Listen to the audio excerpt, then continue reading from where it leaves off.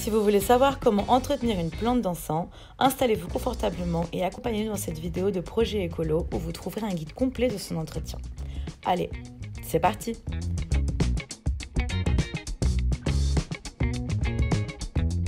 Emplacement et lumière appropriée.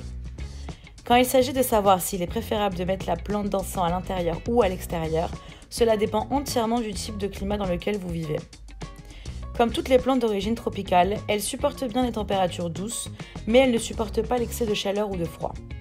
Si vous vivez dans une région aux températures douces, vous pouvez faire pousser votre plante d'encens dans le jardin sans problème. Mais dans un climat froid ou méditerranéen, vous devrez la garder à l'intérieur. Trouvez une pièce sans température extrême et avec autant de lumière naturelle que possible. En été, veillez à ce que l'incidence de la lumière soit indirecte et soyez toujours prudent avec l'effet de loupe des fenêtres, qui pourrait endommager les feuilles. Si vous utilisez un pot, il est très important qu'il y ait des trous de drainage. Comment arroser la plante d'encens ? Comme pour toutes les plantes, il est important que l'arrosage soit plus fréquent pendant les mois chauds, c'est-à-dire lorsque la plante est la plus active. Dans le cas de cette plante, il est important que le substrat ne soit jamais inondé.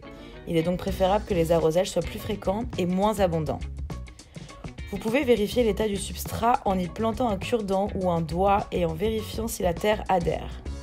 Après l'arrosage, assurez-vous de retirer tout excès d'eau du plat environ 10 à 15 minutes plus tard.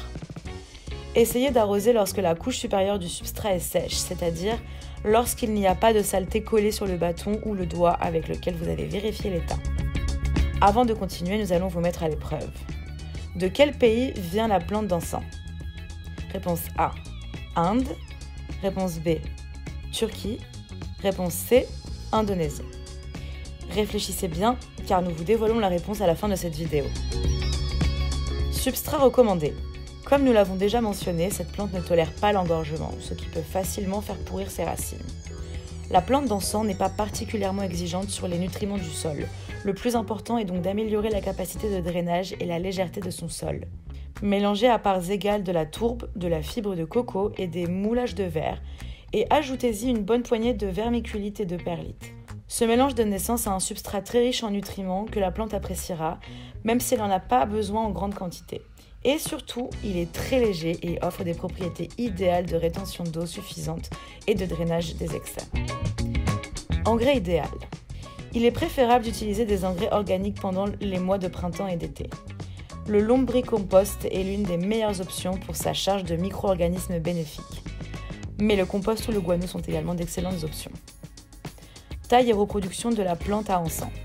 Le meilleur moyen pour tailler la plante d'encens est au début du printemps, lorsque sa hauteur est réduite de moitié environ, en plus d'éliminer les mauvaises feuilles et les fleurs tout au long de l'année.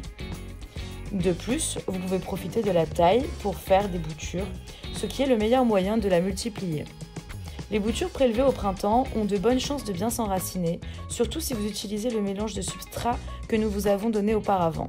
Et si vous les boostez avec de l'hormone d'enracinement que vous pouvez faire vous-même à la maison, c'est encore mieux. Pour en revenir à la question que nous vous avons posée, y avez-vous réfléchi ? La bonne réponse est la réponse A. La plante d'encens est originaire d'Inde. Dites-nous, allez-vous faire pousser cette plante fantastique ? À très vite les écologistes !